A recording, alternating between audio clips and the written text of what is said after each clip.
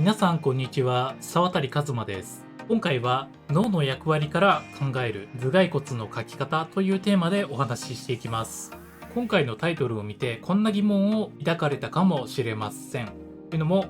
頭蓋骨の構造は確かによくわからないけど、デフォルメするのであればそんなに関係ないんじゃないかというものです。それに対する答えとしては、デフォルメっていうのはそもそもの話、実物を自分なりの解釈で形を崩すことなんですよね。なので、まずは実物を理解しないと、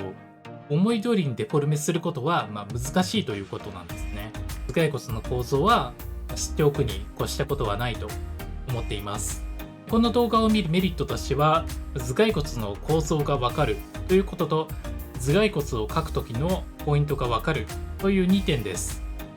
参考資料としては、今回は特化と美術解剖学ノートを用います。このチャンネルでは趣味の人でもプロの人でもとにかく絵が上手くなりたい人に向けて書籍などから得た有益な情報を発信していますので、ぜひチャンネル登録よろしくお願いします。ポイントとしては3つあります。1つ目が脳の役割、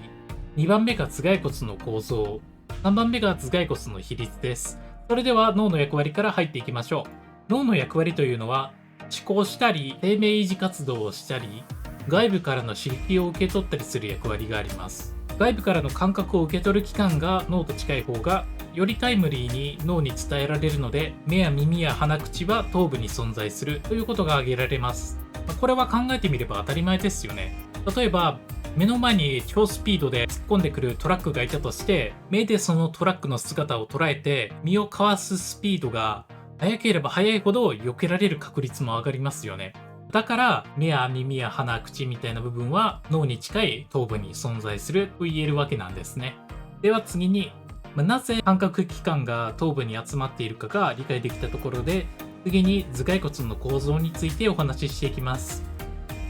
ここから先はちょっと細かいので、ペイントソフトに移って絵を描きながらご説明していきます。では頭蓋骨の描き方に移っていくわけですけど、そもそも頭蓋骨っていうのは脳と感覚器官を保護するための梱包材の役割だというところをまず押さえてください。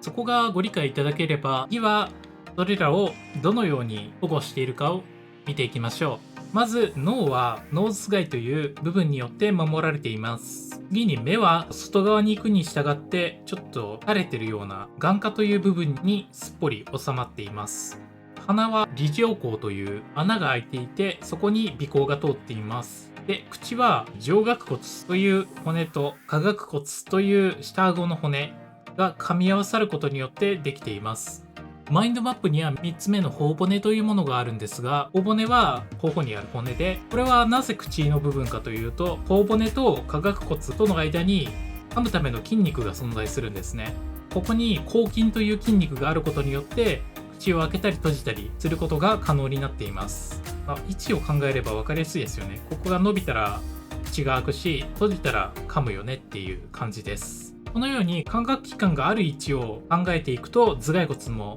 よりイメージしやすくなるんじゃないかなと思います。ではもうちょっとちゃんと書いていきますか。はい、こんな感じになりました。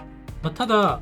比率が適当なのでちょっとバランスが悪いかもしれませんね。なので次は頭蓋骨の比率の取り方についてご説明していきます。まず頭蓋骨の比率としては、まず全体を3等分します。次に頭頂部から眼下の上部までが 0.5 なので、もうちょっとだけ上げますか。で、次に眼下が 0.25 で、眼下の下部から鼻上孔の下部までが 0.25 なので、つまりこの辺りってことになりますね。で、このラインと頬骨の一番下の部分がほぼ同じラインなので、このようになります。ちょっと整えていきましょう。鼻上孔の下部から噛み合わせの部分が 0.25 なので、ちょうどこの辺りですね。噛み合わせはちょっと怖い感じになっちゃったかもしれないですけど、こんな感じになりました。あと最後に、ここが1とした時、この横の長さって 0.7 なんですよ。耳を含まない頭蓋骨のこの横幅がだいたい 0.7 ぐらいになると考えてみてください。それでは最後にまとめていきます。またマインドマップに戻っていきます。脳は思考や生命維持活動をしたり、外部からの刺激を受け取ったりする役割をしています。外部からの刺激を受け取るスピードは速ければ速いほどいいので、その外部からの刺激を受け取る感覚器官である目や耳や鼻や口は頭部に存在します。で、次に頭蓋骨の構造なんですけど、そもそも頭蓋骨は脳と感覚器官を保護するための梱包材の役割をしています。脳は脳頭蓋、目は眼下、鼻は梨状孔、口は上顎骨と無顎骨、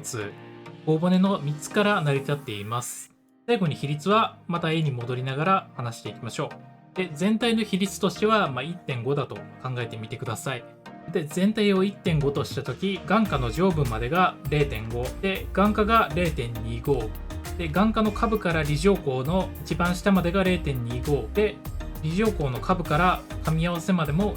0.25 という比率になっています。縦の長さを全体の1としたとき、横の長さは 0.7 と覚えてください。ということでした。それでは今回はここまでです。ご視聴ありがとうございました。